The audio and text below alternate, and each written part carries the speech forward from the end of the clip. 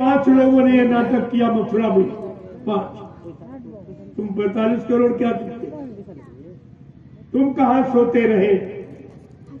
तुमने अपने गुरु के लिए जवान नहीं खोल पाई, गुरु के बातों को नहीं दोहरा पाए अपने अंदर। अभी तो गुरु ने जो जो कहा उसकी शुरुआत नहीं हुई और ये सब गुरु के जाने की शुरुआत करने लगे। इस पर आपको विचार करना चाहिए। अब तुम सुनते रहे गुरु का अपमान। धर्मशास्त्रों में क्या लिखा है? बड़े साफ शब्दों में, गुरु निंदा सुने जो काना, पाप लगे गौघास समाना। जो गुरु की निंदा अपने कानों से सुनते उनको गौ हत्या के बराबर पाप लगता। ये तो पाप तुम सबने कर डाला। इसकी क्षमा याचना कहां करो? किससे करोगे? कौन ये पाप तुम्हारा माफ करेगा? बगैर सोचे समझे बिना विचारे जो करे सो पाछे पछताए। काम बिगाड़े अपनो जग में हो जाता है। आज सारा जग हंस रहा, गुरु को भी गाली दे रहा, तुमको भी गाली। ये शिष्य भी झूठे, गुरु भी झूठे। तुमने जब से ये प्रचार किया कि बाबा जी चले गए, ये भारत की जनता ने सुना तो सब गाली दे कि गुरु भी झूठा और चेला भी झूठा। सब झूठा प्रचार करते रहे, झूठा प्रचार करवाते रहे। आपने तो गुरु पर वो कलंक लगाया जो 750 वर्ष किसी गुरु भक्त ने अपने गुरु पर, अपने सदगुरु पर ये कलंक नहीं लगाया जो आपने लगा दिया। इसकी काली कहां धो गया? ये मुंह कहां दिखाओगे? आगे वो समय आ रहा, ये भारत की जनता, नेपाल की जनता, ये सब तुमसे पूछेगी। उस समय आप जवाब देते। मैं तो आपसे ये पूछ गया जो आपने कहा है कि विश्व को सुख शांति जय गुरुदेव नाम से मिलेगी और विश्व को सच्ची सुख शांति बाबा जी से मिलेगी। आपने ये प्रचार किया, अब तुम ही कह रहे हो बाबा जी मर के चले गए। ये जनता क्या कहेगी? झूठा प्रचार किया, तुम्हारा गुरु भी झूठा, तू भी झूठा। तुमने गुरु का अपमान किया, तुम क्या बच जाओगे? अगर गुरु झूठा हो गया तुम सब चेले झूठे माने जाओगे। तुम्हारी कोई बात पर विश्वास नहीं करेगा।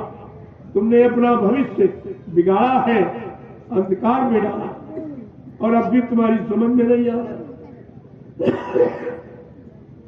एक बार ये समझने का आपको मौका मिला है, अब भी आप न समझे तो फिर तुम जानो तुम्हारा काम जानो। आप ये नहीं कर सकते हो कि हमको किसी ने बताया नहीं। हम ये आपको कहने नहीं देंगे मुसलमानों की तरह कि हाय हुसैन हम न हुए।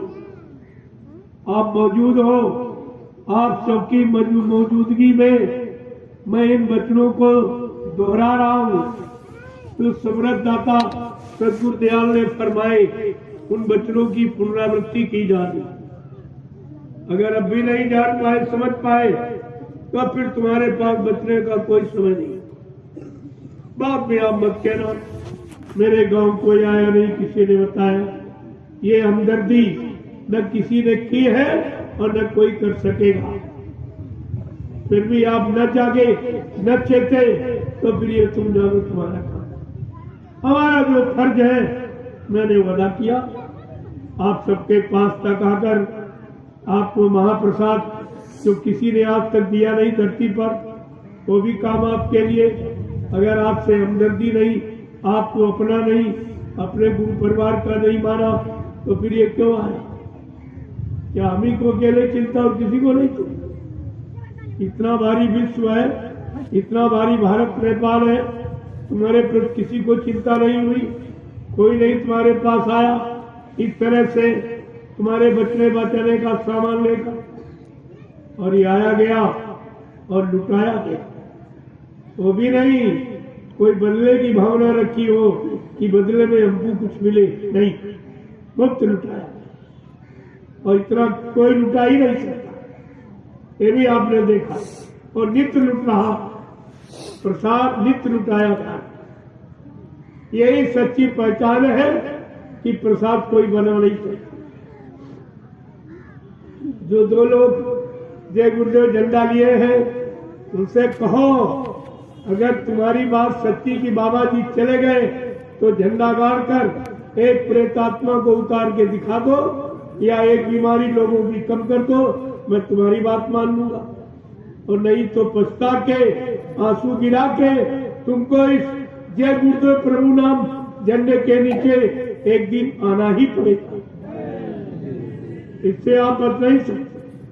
कोई रास्ता, कोई जगह तुम्हारे बचने की अब कहीं नहीं, कहीं चले जाओ, पूरा हिंदुस्तान घूम लो, पूरा नेपाल, तुम्हारे बचने बचाने का सामान अब किसी के, वही बच रहे, तुम्हें क्या बचाएंगे? पहले वही बच ले, तुम्हें क्या बचाएंगे? इसलिए सत्य कभी पराजित नहीं होता है। सत्य की पहचान बराबर बताई जाती, और न मानो तो फिर तुम जानो, तुम्हारा काम जानो।